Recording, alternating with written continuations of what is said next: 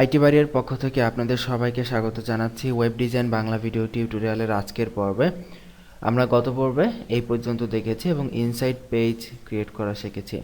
তো আজকে আমরা এই পেজের আরও কিছু বিষয় দেখব এবং ফিগারের ক্যাপশন কিভাবে স্টাইলাইজ করতে হয় সেই বিষয়গুলো শিখব। পাশাপাশি আমরা এখানে ব্লক কোডের বেসিক কিছু মডিফিকেশনও শিখব, যদিও এগুলা খুবই ইজি এবং কমন বিষয়। তো প্রথম যে ইমেজটা আছে আমরা সেটাকে ফিগার ক্যাপশন দেব। আপনারা সবাই জানেন ফিগার ক্যাপশন দিতে হলে আমাদেরকে ফিগার ট্যাগ ইউজ করতে হয় এবং ফিগার ট্যাগের মধ্যে ফিগ ক্যাপশন নামে আমাদের HTML ট্যাগ ইউজ করতে হয় এবং ইমেজটাকে তার মধ্যে রেখে দিতে হয়। সো আমরা ফার্স্টেই প্রথমে দুটো ইমেজ যে দুটো ইমেজ আছে সে দুটো ইমেজকে আমরা ফিগার ক্যাপশনের মধ্যেই আমরা নিয়ে যাচ্ছি এবং আমাদের ইমেজ দুটোকে আমরা আমাদের সুবিধামতো উপায়ে কল করে দিচ্ছি। সো আমাদের প্রথম ইমেজটাকে আমরা লিখি যে আমরা একটা ফিগার দিই, আমরা একটি ক্যাপশন দিয়ে দিচ্ছি যে বিউটিফুল নেচার। প্রথমটাকে আমরা এটা দিলাম এবং সেকেন্ডটাকে আমরা কি দিতে পারি যে লাভলি ফ্লাওয়ার। ওকে, দেখুন ফিগার ক্যাপশন দিয়ে যখন পেজটা রিফ্রেশ করলাম প্রথম ইমেজটার ফিগার ক্যাপশন এসেছে, দ্বিতীয় ইমেজটারও ক্যাপশন এসেছে। তো এখন আমরা যখন ফিগার ক্যাপশন দিয়েছি সো আমরা এখানে দেখি ইমেজের জন্য কোন সিএসএস দেয়া আছে। এখানে দেখাচ্ছে এই যে হ্যাঁ ইমেজের জন্য দেয়া আছে। সো আমরা এখানে কন্টেন্টের আন্ডারে ফিগ ক্যাপশন যেটা আছে, আমরা ফিগ ক্যাপশন না আমরা ফিগারকে সিলেক্ট করব, যেহেতু ফিগার হচ্ছে বাইরের অংশটা। এটার ওয়েট ইমেজের ওয়েট যত 450 পিক্সেল ততটুক দিয়ে দিচ্ছি।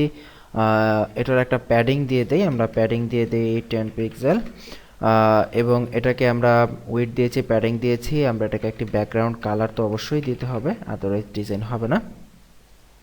রিফ্রেশ করি, দেখুন আমাদের ইমেজগুলো দেখুন প্যাডিং পেয়েছে, ব্যাকগ্রাউন্ড কালার পেয়েছে, কিন্তু ইমেজগুলো যে মাঝখানে ছিল সেটা কিন্তু মাঝ বরাবর নেই, আবার লেফটে চলে এসেছে।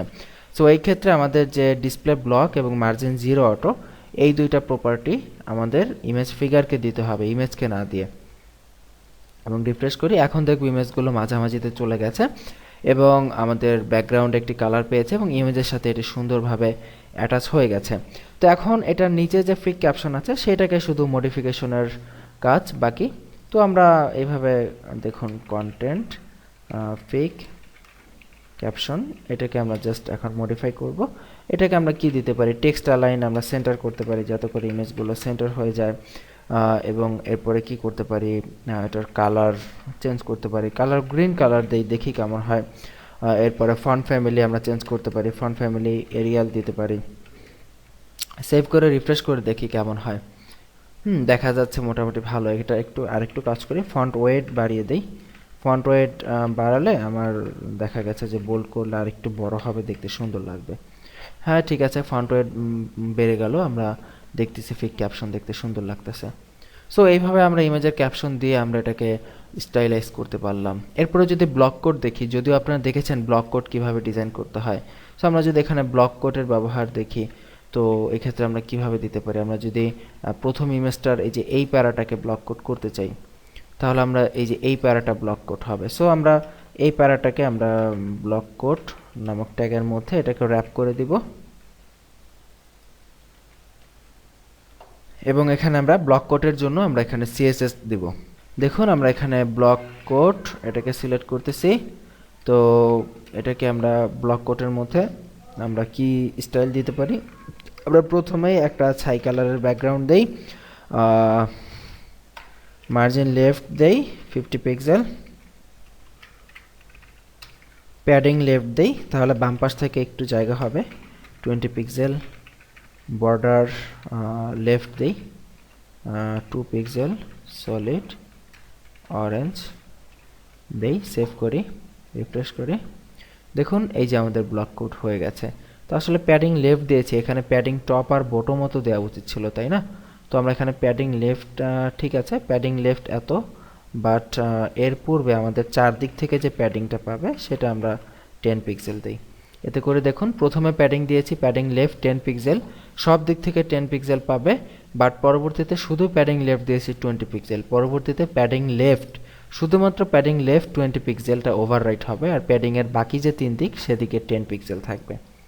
রিফ্রেশ করি, দেখুন আচ্ছা ঠিক আছে, এটা আসলে প্যাডিং লেফট 20 পিক্সেল ছিল, যদি আমরা প্যাডিং 10 পিক্সেল দিয়েছি। হ্যাঁ ঠিক আছে, দেখুন সব দিক থেকে 10 পিক্সেল পাচ্ছে, ডানে উপরে নিচে, বাট বাম পাশ থেকে 20 পিক্সেল। আমরা যদি প্যাডিং লেফট এখানে 30 পিক্সেল করি, রিফ্রেশ করি, আমরা দেখব বাম দিক থেকে 30 পিক্সেল পাচ্ছে, বাট উপরে নিচে ডানে 10 পিক্সেল করে প্যাডিং চলে আসতেছে।